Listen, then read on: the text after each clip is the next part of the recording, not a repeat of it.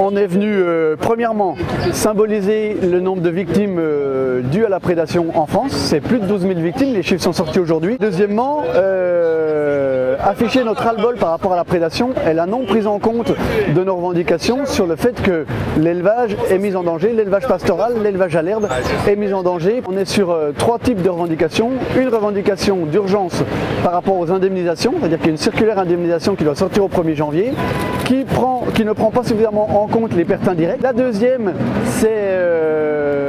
c'est comment est-ce que l'État est prêt à prendre en charge de manière plus importante, c'est-à-dire de passer à 100% de prise en charge des moyens de protection des troupeaux. Et la troisième, c'est d'un peu plus long terme, j'allais dire, mais aujourd'hui, on est arrivé officiellement, l'ONCFS, les chiffres de l'ONCFS, à plus de 500 loups sur le territoire français. Donc c'était officiellement l'objectif pour 2023 de la sortie du plan loup. Donc on y est déjà. Donc nous on estime qu'on doit retravailler ce plan loup. Saône-et-Loire, on est hors zone loup, mais il a attaqué à 60 au nord et 80 km à l'est. Donc moi je commence à être assez inquiet. Et puis en sachant que je suis ancien berger en zone loup aussi, donc je sais un petit peu ce que c'est. Moi je suis présent presque 6 heures par jour près des bêtes.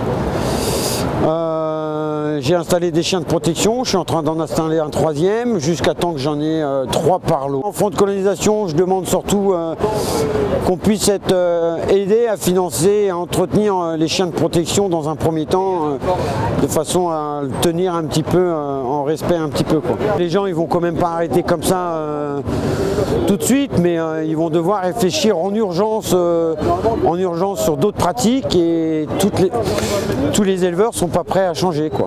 Un sélectionneur avec contrôle de paternité, ça va être compliqué pour lui, quoi. On avait soutenu le projet de la Suisse de travailler sur le fait d'étudier comment est-ce qu'on pourrait, c'était pas retirer le loup de la Convention de Berne ou de la directive Habitat, mais de faire évoluer son statut. Il nous semblait que c'était intéressant, on avait poussé à ce que le ministère réfléchisse à ça. Le ministère n'a pas porté ça au niveau européen. On peut peut-être espérer des chances, j'allais dire, de pousser sur de la formation sur les fronts de colonisation, formation à la conduite de chiens de protection ou formation sur les différentes techniques de protection, etc. Mais par contre d'avoir une incidence sur la politique de gestion des animaux ou de gestion de l'élevage pastoral, c'est pas à ce niveau-là que ça se joue, mais elles peuvent en tout cas pousser sur la formation, c'est le minimum.